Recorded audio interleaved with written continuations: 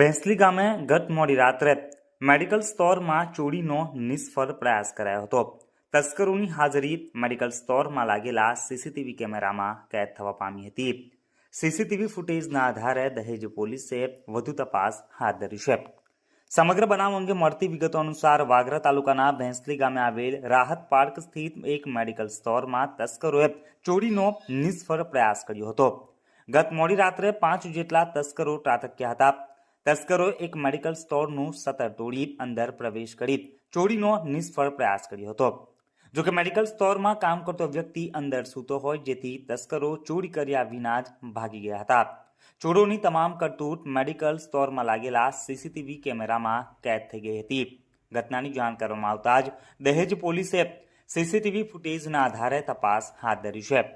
પોલીસે પણ night patrolling વધારી ઔદ્યોગિક વિસ્તારમાં આવા ગુના બનતા અટકાવવા જોઈએ તેમ પંથકના જાગૃત નાગરિકો ઈચ્છી રહ્યા છે।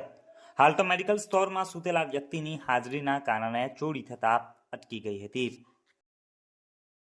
इस वीडियो को लाइक करें, हमारे चैनल को सब्सक्राइब कर बेल आइकन जरूर प्रेस करें हमारी न्यू वीडियो सबसे पहले देखने के लिए।